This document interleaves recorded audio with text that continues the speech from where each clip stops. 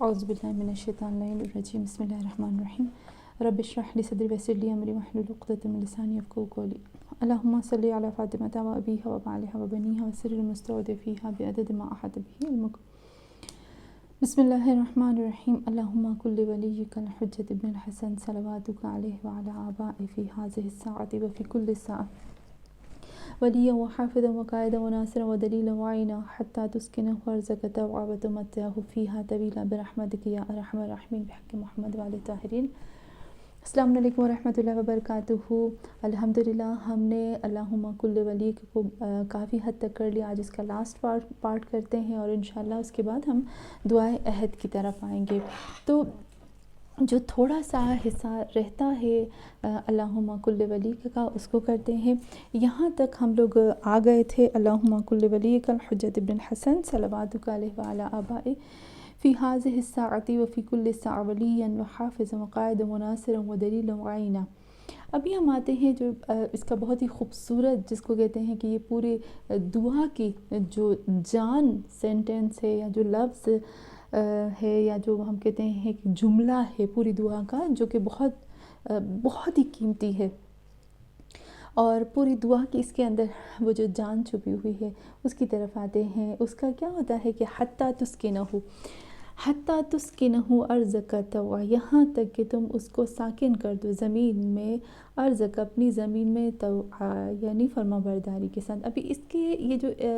جو ہمارے پاس حتیٰ تسکنہ ارضک طوعا یہ جو جملہ ہے، اس کو ہم 2-3 طرح سے اس کا ترجمہ کر سکتے ہیں اور ہم اس کو 2-3 طرح سے اس کے فائدے لے سکتے ہیں۔ یہاں پر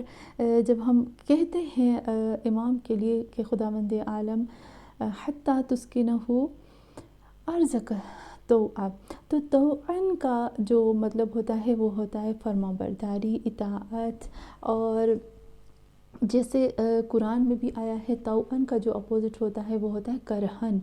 اور طوعاً کا مطلب ہوتا ہے کسی جو اصل میں طوعا جس کی روٹ میننگ ہوتی ہے وہ خوشی سے، رضا اور خوشی کے ساتھ کسی کام کو کرنے کو کہتے ہیں طوعاً، اور کرہن کہتے ہیں بائی فورس کسی کام کو کرنے کو کہتے ہیں۔ تو یہاں پر جب ہم آتے ہیں تو یہ اللہ کے امر کی طرف اشارہ ہے کہ ہم خداوند عالم سے یہ کہتے ہیں کہ اے اللہ، حتیٰ یہاں تک کہ تم اپنی زمین میں تسکنہ سکنہ، جب ہم کہتے ہیں سکینہ اور سکنہ اس کی روٹ میننگ ہوتی ہے سکنہ،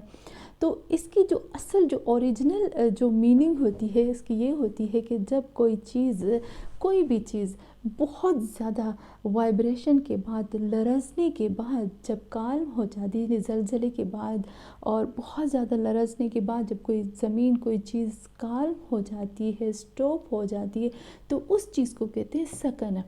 سکینہ بھی اس لیے کہتے ہیں، امام حسین علیہ السلام بھی سکینہ کو اس لیے سکینہ کہتے تھے کیونکہ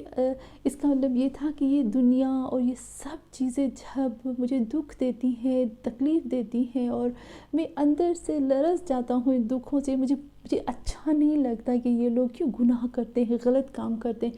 اور پھر یعنی سب ان چیزوں کے بعد جب میں تمہارے پاس آتا ہوں تو میں کالم ہو جاتا ہوں، میں سکون میں آ جاتا ہوں۔ تو یہاں پہ بھی ہم خداوند عالم سے کہتے ہیں کہ حتیٰ تسکنہ، کہ اے اللہ زمین کے لرزنے کے بعد، اور امام نے بھی جتنی مشکلات، تکلیف، رنج دیکھی ہے، اس کے بعد تم ان کو اس زمین پہ سکون کے، یعنی یہ زمین بھی ساکن ہو جائے گی، سکون میں آ جائے گی، اور ان کو اس میں رکھو اپنی زمین میں۔ طوعاً کا مطلب ہوتا ہے کہ خدایا آج تک جو بھی کچھ امام نے کیا ہے وہ اے اللہ تیری اطاعت اور تیری فرما برداری کی وجہ سے کیا ہے، اور وہ تیرا فرما بردار ہے، تو جب وہ تمہارا فرما بردار ہے تو تم جب اس کو اپنی زمین میں ساکن قرار دو گے تو پھر زمین کے اندر بھی صرف اور صرف اے اللہ تیری ہی فرما برداری چلے گی۔ اس کی ایک میننگ یہ ہو جائے گی، اور پھر دوسری جب ہم اس کی میننگ کی طرف آ جائیں گے تو یہاں پر ہم یہ آ جائیں گے کہ پروردگارہ تو ان کو امام مہدی آخر الزماں کو اس زمین میں ساکن فرما، ان کو یہاں پر روک دے، یہاں ٹھہرا دے، کیونکہ امام وہ ذات ہے جس نے اپنے قلب کے ساتھ ہر تمہاری چیز کو تسلیم کیا ہے، اور تمہاری ہی مرضی سے، تمہاری ہی مشیت سے ہر چیز کو انجام دیا ہے۔ اور پھر اللہ سے آگے ہم یہی کہتے ہیں کہ اے اللہ تم امام مہدی آخر الزماں کو اس زمین میں ساکن فرما، ان کو اس زمین کا فرما روا فرما، کنٹرولر فرما، پوری زمین کو یہ کنٹرول کر دے، کیونکہ اے اللہ امام مہدی آخر الزماں جو ہے وہ اس زمین میں تمہاری ہی اطاعت کو قائم فرمائیں گے، اور وہ اطاعت کا مطلب ہوتا ہے خوشی کے ساتھ۔ پھر جب ہم آتے ہیں دوسرے جملے کی طرف، اس میں یہ آتے ہیں وَتَمَتَّعُوا فِيهَا طَوِيلًا۔ یہ بھی بہت ہی خوبصورت جملہ ہے جس میں ہم اللہ سے کہہ رہے ہوتے ہیں، کیا کہتے ہیں اللہ سے کہ اے میرے اللہ وَتَمَتَّعُوا، اور تم فائدہ دو، اور امام علیہ السلام کو اس دنیا سے ایسا فائدہ دو۔ متاع کا مطلب ہوتا ہے جسے ہم کہتے ہیں نا مال و متاع، متاع کا مطلب ہوتا ہے کہ ایسی چیزیں جس سے ہم جو ہے وہ فائدہ اٹھاتے ہیں، یا وہ چیزیں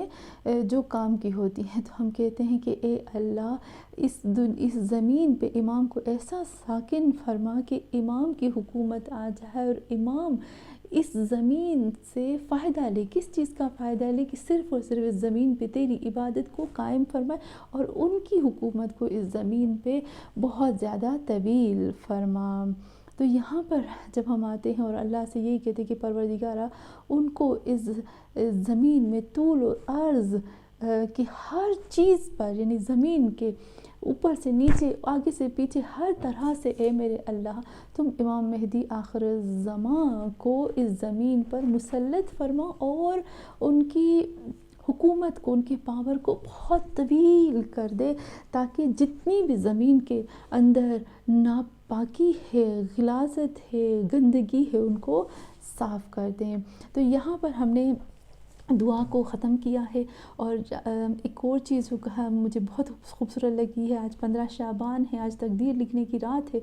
تو ہم دعا ہی یہ پڑھتے ہیں، اور یہ دعا پڑھ کے اللہ سے دعا مانگے، کیونکہ حدیث میں بھی ملتا ہے نا، یہ اس دعا کے میں نے پہلے بھی آپ کو بتایا تھا کہ 20 فائدے میں نے بتایا، لیکن اصل میں اس دعا کے تو 90 فائدے ہیں جو ہمیں دنیا اور آخرت میں ملتے ہیں، لیکن یہ جو دعا کے فائدے 90 فائدے ہیں، یا جو 20 فائدے ہیں، جتنے بھی فائدے ہیں، یہ تب تک ہمیں حاصل نہیں ہوتے ہیں جب تک ہم اس دعا کی لفظی میننگ میں نہ جائیں۔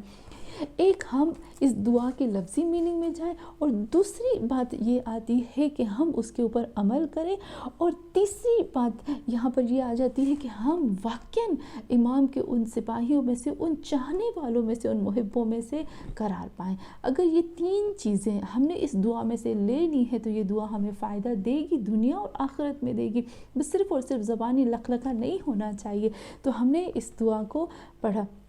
اور یہ دعا میں نے پہلے بھی بتایا تھا کہ واحد یہ دعا ہے کہ جس میں ہم صرف اور صرف اپنے امام کے لیے دعا کریں، اور اپنے عشق کی گواہی دے رہے ہیں، یعنی ہم اللہ کو بتا رہے ہیں کہ اے اللہ ہم وقت کے امام کے ساتھ مخلص ہیں، سچے ہیں، ان کے ساتھ پیار کرنے والے ہیں، ان کے ساتھ محبت کرنے والے ہیں۔ پھر سے یہ بات کہوں گی کہ واقعاً ہم امام سے سچے ہیں یا نہیں ہیں۔ ایک ایران کے بہت بڑے عالم تھے جو کہ جیسے کہتے ہیں نا عشاق کے امام مہدی آخر الزماں تھے، امام کے عاشق تھے، بہت زیادہ امام کو چاہتے تھے، اور ان کا نام تھا مرزا ابوالفضل۔ تو یہ مرزا ابوالفضل جو ہیں وہ امام کو بہت چاہتے ہیں۔ ایک دفعہ ایسا ہوا کہ اس نے دیکھا کہ ایک سید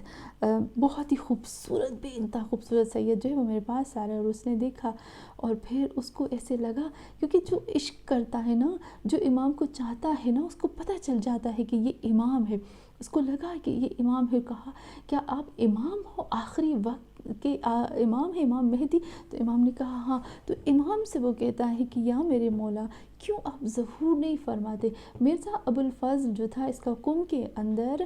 قہوہ خانہ تھا، اور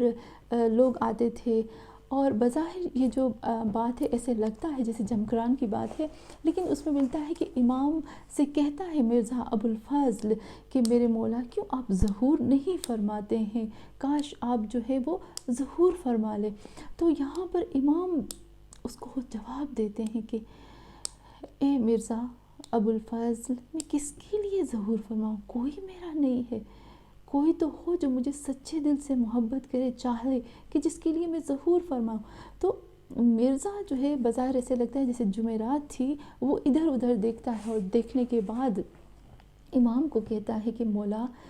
اتنے لوگ ہیں، بظاہر ایسے لگتا ہے کہ جیسے ہزاروں کی تعداد میں لوگ ہیں جو جمکران میں آئے ہوئے یا کم میں ہے، اتنی بھیڑ تھی۔ امام سے کہتا ہے مولا یہ دیکھیں کتنے لوگ ہیں، ہزاروں کی تعداد میں لوگ آپ سے محبت کرتے ہیں، آپ کو چاہتے ہیں، مولا یہ تو ہیں سب جو آپ کو چاہتے۔ تو اس وقت امام نے کیا کہا،